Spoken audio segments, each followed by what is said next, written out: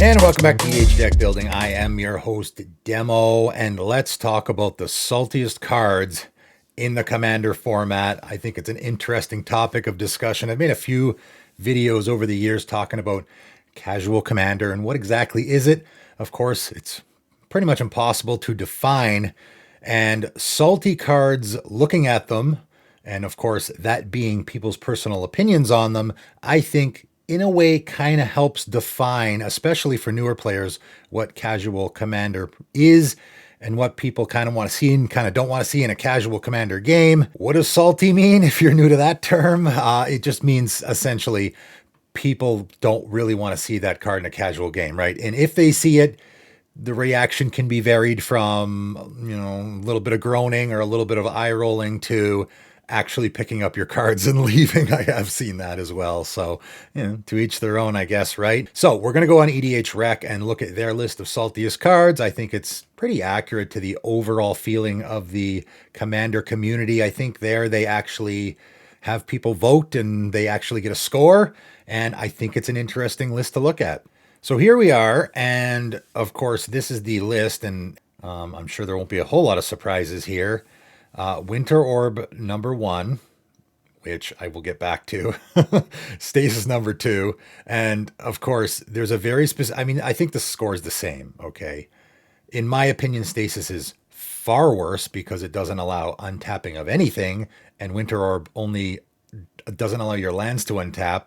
But and in fact, you even get to untap one. So if you have a Nature's Claim in your hand, you can just untap one land and destroy the Winter Orb. And, so I think Stasis is far worse because you don't get to untap your mana rocks, your creatures, nothing. And, Winter Orb to me, and this is one of the reasons why I wanted to do this video, is to talk about how it can be very irrational sometimes the way Commander players think about certain cards. And I'll get to a couple cards in here that for me, I think people are being irrational when it comes to what they're doing and what the outcome is. For me, Winter Orb is way down the list. I actually wouldn't mind seeing it in a casual game at all. And I don't know, maybe I'm crazy in that, but I'm a guy who I play a decent amount of removal. So it's possible I have a removal spell in my hand that I can cast before my turn even comes. And so it's not going to really bother me at all, right? Like I said, it's just tapping the lands down. It's not even dealing with everything. I think Stasis is far worse, especially if you actually have a Stasis lock, of course, where you are paying the upkeep and keeping everything from untapping.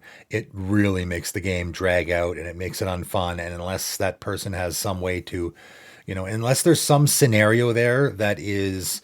like I've seen this scenario with Planeswalkers because, of course, you can just very easily use your loyalty abilities.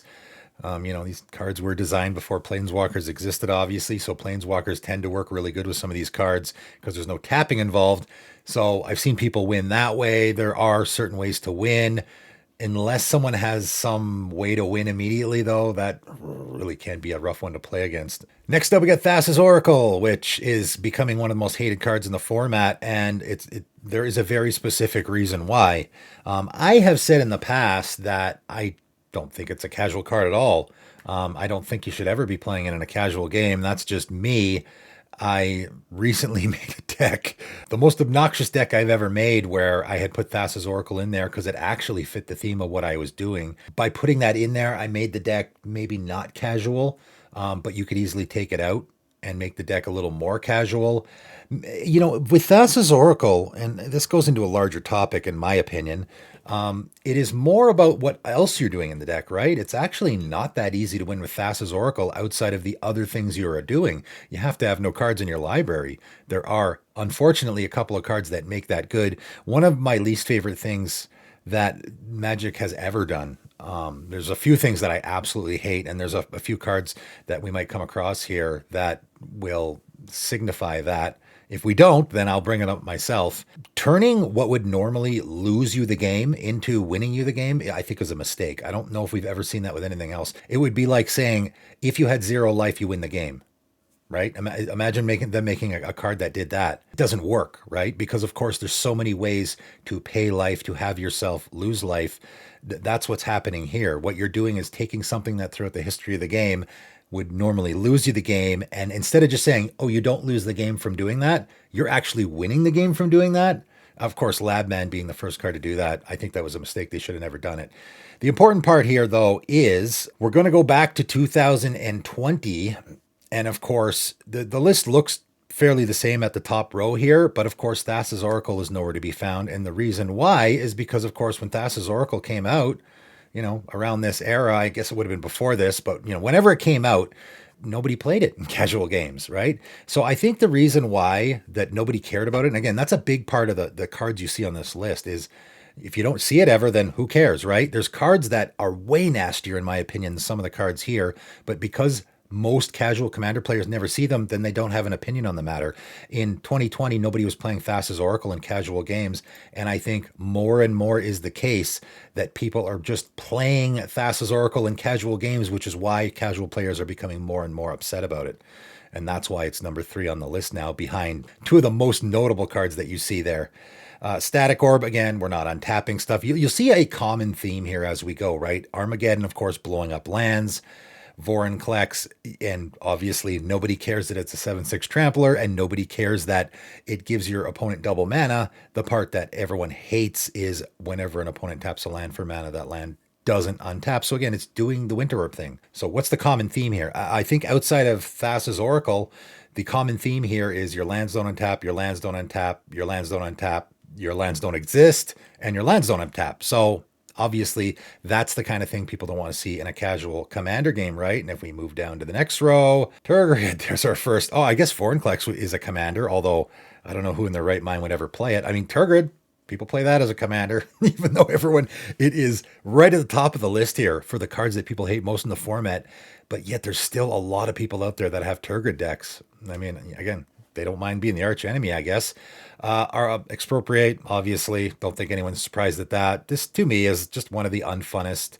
Again, I made my video about stealing the win, and people seem to think that I was making a video about don't play those cards ever. I hate them. And it had nothing to do with that. It had to do with, okay, you're just casting. What does it matter what your deck is doing if you're just going to cast Expropriate and win? The rest of the things you were doing in your deck didn't really matter up until that point, I guess. So that's why for me, I don't love cards like this. I've never played cards like this. They're certainly unfun. And again, unfun is a common theme amongst all these cards as well. Obliterate, more destroying lands. Dockside Extortionist. Wow.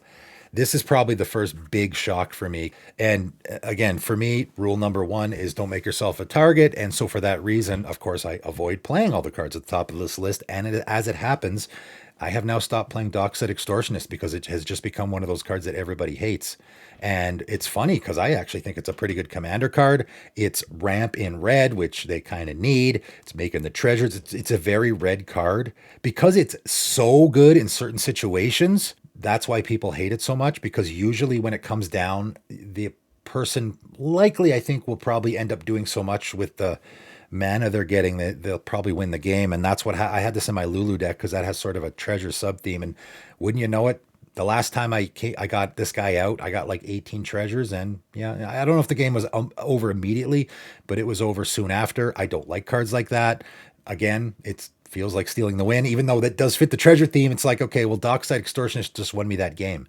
So I won the game because of Dockside Extortionist is such a powerful card, not because I built a really good deck. That's my thinking. I know people don't agree with it, but that's the way I feel. That's why I take cards like this out of my decks, which I did. I don't play Dockside Extortionist anymore. And I also don't play Dockside Extortionist anymore, even though I didn't know this because it's so high on this list, because I hear all the hate about it. It's one of the cards that I hear probably the most, other than Thassa's Oracle. Dockside Extortionist is the card I hear the most as far as people wanting it to get banned, which I don't think it needs to. But if people hate a card that much, I better not play it because I don't want to make myself the arch enemy, even if though I might win the game as soon as I play it. More land destruction, Jocalops, more land destruction, right? So again, common theme. Sunder, not land destruction, but pretty much, again, going after people's lands. And I encourage you, it's on the topic of casual commander, I encourage you to go check out my video. I think I just called it What is Casual Commander? And I brought up a specific deck there that I talked about that has Sunder in it. And it kind of makes you think. Again, individual cards, it's tough to, in my opinion, point at individual cards and say that's not a casual card, what are you doing in your deck, right? That at the end of the day matters most to me as far as what's a casual, commander deck or not. A Cyclonic Rift, of course, again, just like this falls into the same category as Dockside Extortionist, where I think people just have their brain has been twisted by certain scenarios with this card. It's certainly good. It's fantastic. I wouldn't have it this high on this list, not by a long shot.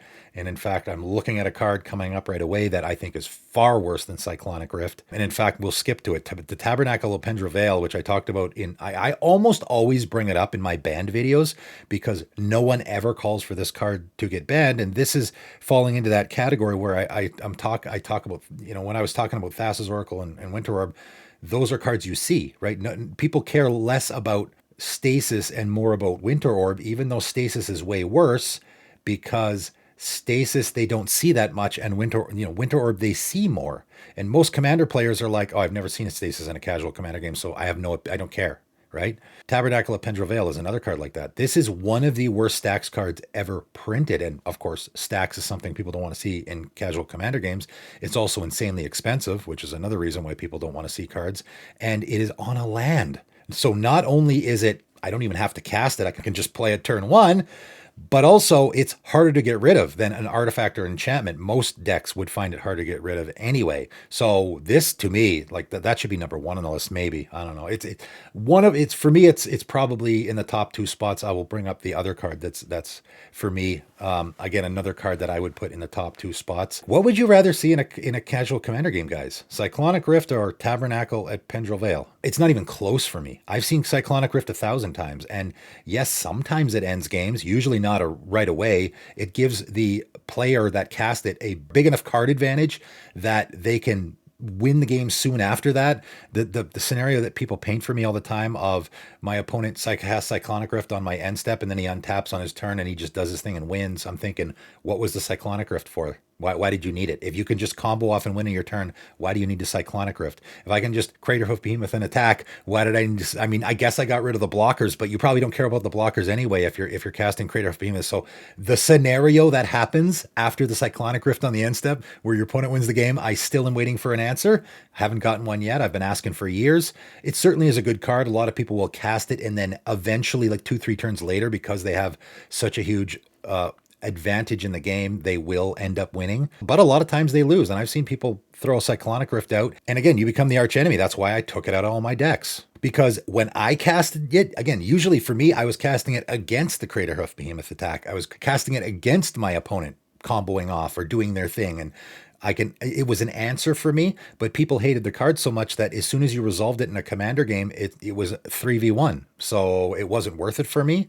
So that's why, again, just like with Dockside Extortionist and any of these other cards, it's one I used to play a lot, and I don't play anymore for that reason, because people they just see red whenever you cast in a Cyclonic Rift. I think it's overrated. In fact, for me, I did my Cyclonic Rift versus Farewell. I would much rather see a Cyclonic Rift in a commander game than Farewell. And I know people say, okay, well, Cyclonic Rift gives you more of an advantage. Yeah, I don't care. I care about my stuff. And if I use Cyclonic Rift, my stuff is in my hand and I can just play it again the next turn. With Farewell, I'm never going to see it again. That I don't like. I like that a lot less. That's my personal take on it. Drannith Magistrate, I think, is a ridiculous card, to be honest. Again, this probably is, I don't know about surprise, but it certainly is like, come on, guys, just play removal. Like, I get that it doesn't allow you to cast your commander, whatever. Okay, so does Meddling Mage. I'll just cast a Meddling Mage and name your commander. And a Braid kills this guy. You're like, yeah, it's not fun, but easily dies to removal. And this is another card just like Grasp of Fate. And Grasp of Fate is a card that I thought was amazing when I first started playing Commander, and I stopped playing it because it does the arch enemy thing. You don't just have one player trying to get this off the table. All three of your opponents are trying to kill your Drannith Magistrate. Good luck keeping it alive. It ain't happening, right? So I don't have a problem with this card at all. More land destruction, of course. Again, it's like, why do we even have land destruction in the format?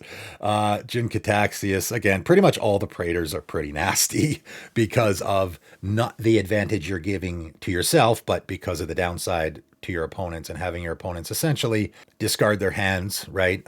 Sucks, although I will say I played again in a game against the Patron recently. I was playing my Tishana deck and they flashed this out. Aha, you got to discard your hand on the end step. But They missed the part where my Tishana means says I have no maximum hand size. So no maximum hand size reduced by 7 is infinite minus 7, whatever that is, right? More, essentially you can untap your lands. But again, this way, even though this does literally the exact same as Winter Orb, it's way farther down the list because, again, it's a card that I'm sure most people don't even know this exists, right? And in fact, there's another blue enchantment, I can't remember what it's called off the top of my head, that does literally exactly this. It does the Winter Orb effect. But nobody cares because nobody sees it, right? Again, the awareness of the existence of these cards plays into it as well. Rhystic Study, yeah, again, that falls into the Dockside Extortionist Cyclonic Rift category. I don't play it because, it is really annoying. And it also makes you a target. More land destruction, Nether Void.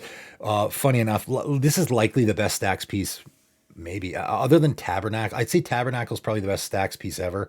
This is probably number 2. It just makes every spell cost 3 more. That's insane.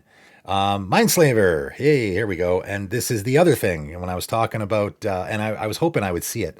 When I was talking about Thassa's Oracle, and one of the things that I wish that Magic never did was we're going to turn this thing that you lose the game into winning the game, which is Thassa's Oracle.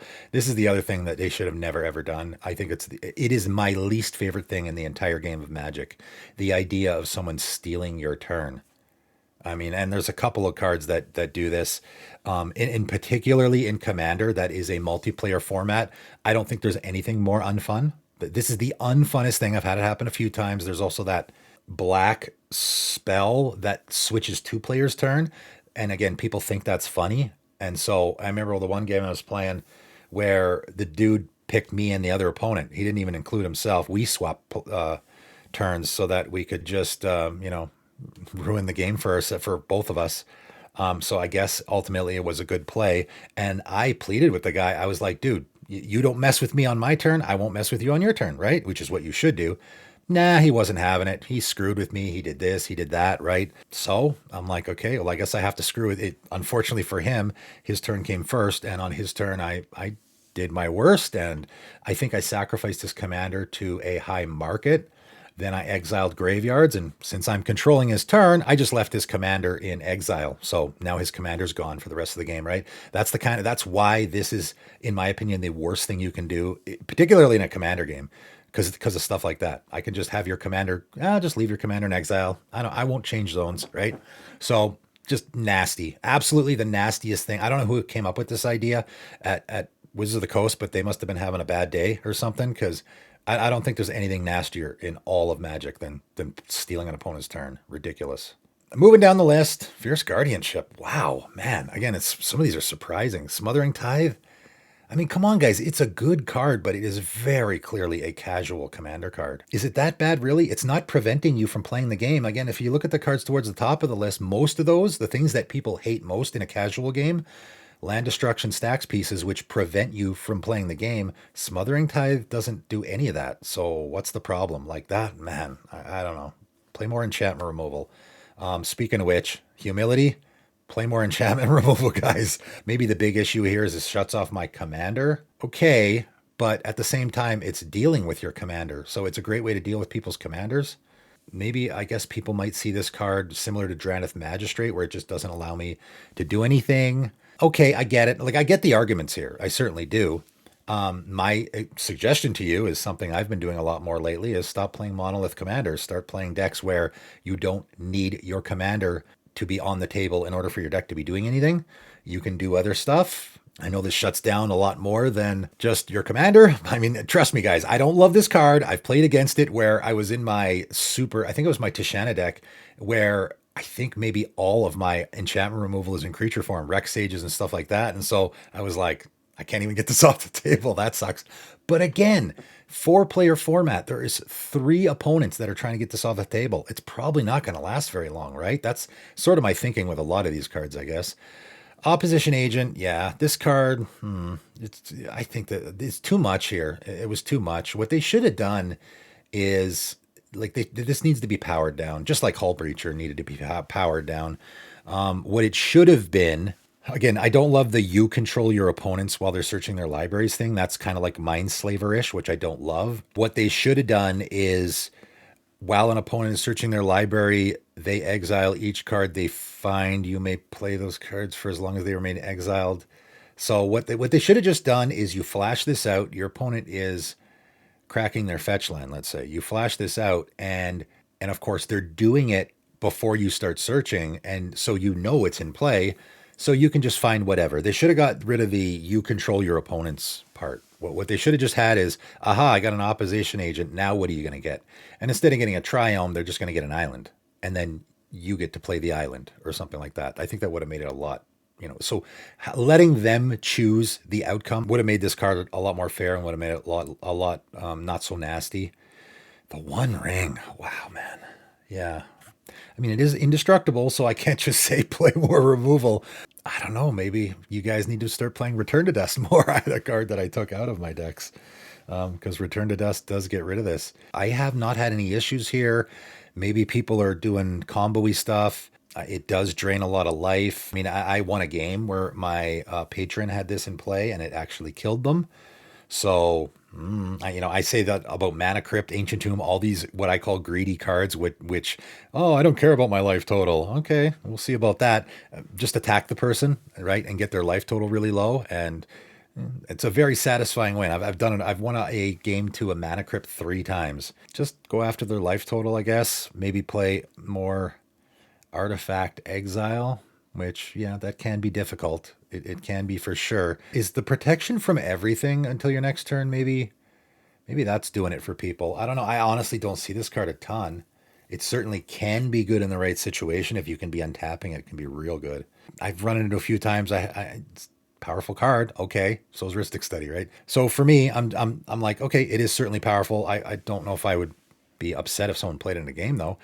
Smokestack, the OG stacks card, and again, this is my patron literally played this in a game. He has a Farad, a mono red, artifact sacrifice theme, and he played this in a game just a couple weeks ago, and I was like, okay, no problem. Everyone else is worried. I'm like, I mean, it's slow. It does nothing right away. You wait till the next turn, put a counter on it. Then, so after a complete turn cycle, now I have to sacrifice one thing. And then after another turn cycle, I have to, it takes a while to get going. Again, just an artifact. I can easily remove it. Almost every color is pretty good at removing artifacts, except for maybe black. And black's usually sacrifice Steve anyway. So yeah, again, a lot of people are just like, I mean, I think I might even playing a deck where I was sacrificing. So I was like, no problem, right? I'm all about that. So yeah, I don't, this for me, this, I'm not being a hypocrite here. This is a card that if I saw in a casual commander game, I would have no problem with. None. All right, we'll end off with this row. Urza, Lord High Artificer, as I've said, this to me, I might have to revisit this thought process because I have said for a while, Urza and Nigila are the two commanders that for me are just, you can't play them in a casual game because even regardless of how casual the theme you're doing is, they're just too powerful. And I see Shieldred here as well. Jeez. Yeah, she's pretty nasty. Yeah, again, that's kind of funny that she's so high on the list. I might have to revisit that. Maybe I'll make a video about it. Yeah, because for me, if anyone was asked, it would be Urza and Nigila, and I don't know where Nigila is on here. I don't want to see them in command zone in a casual game. I might have to add to that list now. Turgid is definitely one that's up there as well. There's the blue enchantment I was talking about. Yeah, so it is on here. Rising Waters is what it's called. It does the Winter Orb thing. And again, maybe because it's blue, it's down farther than Hikori, which does the same thing, and it's down way farther than Winter Orb because people just aren't aware of it and they just don't see it as much, right? So a little bit of bias there with regards to that. Darksteel Monolith, what is that doing there? Once on each of your turns, you may pay. And again, this is a situation where, oh, everyone hates this card because you cast your Arcane Signet for free. Man, no, of course, the reason people hate this card is because of what people are doing with it, which is I would imagine, casting my Bladesteel Colossus for free or casting my Ulamog for free. So again, this is incorrect, guys. This card should not be here. The cards people are casting with this card is what you actually hate, not this card. This card actually, I don't think it should be on this list at all. More land hate, of course, back to basics. And again, Emrakul, the promised And which, again, this is the other card I was thinking of actually. I was like, oh, there's that black spell that switches turns, and then there is this guy as well, which does you control your opponent's next turn. It is the other card. I believe those are the only three. So yeah, and this again in the command zone. Man, I've played a couple times in games where guys had this in the command zone. And I'm just like, dude, you know we can see what's in the command zone, right? Like we know you have that in the command zone. I don't know if there's a worse commander, maybe Urza or Najila, or Turgrid. Like again, but why would you make this deck your arch enemy right out of the gate without a doubt? I guess maybe you could do some wheeling and dealing and tell people it's not going to be you. I don't know if that makes for a fun game exactly. But again, a lot of these cards, like again, back to basics. The point I'm trying to bring up here, well, I brought up a lot of points, but one point I will bring up, and the reason why I'm doing this video now is because of a deck doctor I just did yesterday, and I wanted to talk about how the cards that people see regularly there will be more annoyed with. Guys, you would rather see a back to basics in a game than a Dockside Extortionist or a Smothering Tide's up here. You'd rather see Rising Waters in a Commander game than Smothering Tithe? Really? But obviously that's not the case, and I guarantee you, if you played either of these, people would be more upset about the Rising Waters. The reason why is because it's about familiarity. It's about what I have called EDH PTSD. It's the aura surrounding that card, like with a Cyclonic Rift, which again is way too high up this list. But because of the stigma attached to that card, that's what people think of all the time, right? And Winter Orb being on this list is pretty funny because I literally just brought this up in that Deck Doctor video yesterday. And I was saying how the card that person had in their deck, I would much rather see a Winter Orb. And I'm going to go see where it is on this list. We're going down. Lots of land destruction. There's Mana Breach. We're getting close. We're going down. Oh, wow. Did I miss it? It can't possibly be that low. I must have missed it. Where is it? Teferi's Protection even? There's Overburden. We're getting warmer. That card he also had in the deck, so you can kind of figure out what it was doing. Again, lots of stuff going after lands. I can't believe, where is it? I can't believe some of the cards I'm seeing, and I haven't seen it yet. Grand Abolisher, Aura Shards. There it is. Storm Cauldron. Way down there. Look at the cards that are above it. Seedborn Muse is above it. Really? Very much a casual card, but again, it's because of what people are doing with it. It's because people are playing it with Thrasios and, oh, I'm going to do a bunch of stuff on your turn before the end step, and then I'm going to do it, right? That's the part that annoys me. It's not actually this card, it's what they're doing with it. Storm Cauldron, it's actually this card. This actual card is my least favorite card in the entire format. And again, you don't see it much anymore. I used to see it quite a bit when I first started playing. This is my least favorite card in the Commander format. It is of all the cards, I think Tabernacle is probably number 2. This is number 1. And the reason why is because of the scenario that I just painted. And people will go, oh, what's wrong, Demo? You said play more removal. You don't have artifact removal? This kind of gets around it. I mean, it doesn't get around it, but there is no way to not be hurt by this. And remember, Winter Orb was number 1 on this list. Winter Orb comes down. Maybe I already have removal in my hand, right? Let's say I got a Beast Within in my hand. Right before my turn, I Beast Within that Winter Orb. Here, have a Beast, and I untap my lands on my turn, and I go to town. Nothing bad has happened, right? Storm Cauldron, in case you haven't seen it before, 5 mana artifact. Each player may play an additional land on their turns. And of course, the reason why I was talking about this in that Deck Doctor video is because they had a deck where you're sort of picking up lands and playing them. Again, some people, I've seen this before, have played this in their landfall decks for that reason. However, whenever a land is tapped for mana, return it to owner's hand. So in that same situation, my opponent plays a Storm Cauldron. No problem. I got 3 mana untapped and I have a Beast Within in my hand. But as soon as I cast the Beast Within, I have to return those 3 lands to my hand. So just getting this off the battlefield puts 3 lands back. It sets me back immensely. The Winter Orb didn't set me back at all. I just had to use my removal spell. All my lands on tap. I'm good. I'm not down anything. It's only a temporary issue. Winter Orb doesn't do anything. Once it's off the battlefield, it has no lasting effect. Unlike Tabernacle, unlike Smokestack, unlike cards that actually sacrifice stuff, they might have actual lasting effects before you get them off the battlefield. Winter Orb doesn't. Storm Cauldron always will have a lasting effect. There's no way it doesn't. And people will say, oh, you get to play an additional land on your turns. Yeah, but I just destroyed it. So I picked up 3 lands, destroyed the Storm Cauldron. Now I don't can't play an additional land. So now I'm just 3 turns back. And that's the best case scenario here. This card is a nightmare in a commander game, an absolute nightmare. I hate it. It is my least favorite card in the entire format. I think it's the one. I don't think I can think of another card that I would like to see less in a commander game than this one. And I think it's far worse than a Winter Orb, which is number one on this list. And of course, the reason why it is way, way down the list, I mean, Seedborn Muse is worse apparently, is because people are just not as familiar with it, right? I'm sure a lot of people watching this video have probably never seen Storm Cauldron before. Again, I used to see it, not a lot, but from time to time when I first started playing Commander, don't see it hardly ever anymore. In fact, I almost forgot about it till I did that Deck Doctor video yesterday. And again, the comparison to Winter Orb and Storm Cauldron, I would way rather see a Winter Orb in a Commander game, or Hakori or Rising Waters, than Storm Cauldron or Tabernacle. Those are my two least favorite cards in the entire format, I think. Storm Cauldron and Tabernacle for sure. You guys let me know what you think of these salty cards or of my salty opinions in the comments below. Which card do you least want to see? Likely one of the cards I talked about here. Which one is just a card that you do not want to see in a casual Commander game ever? Let me know in the comments below. That is it for today, though, and thanks for tuning in.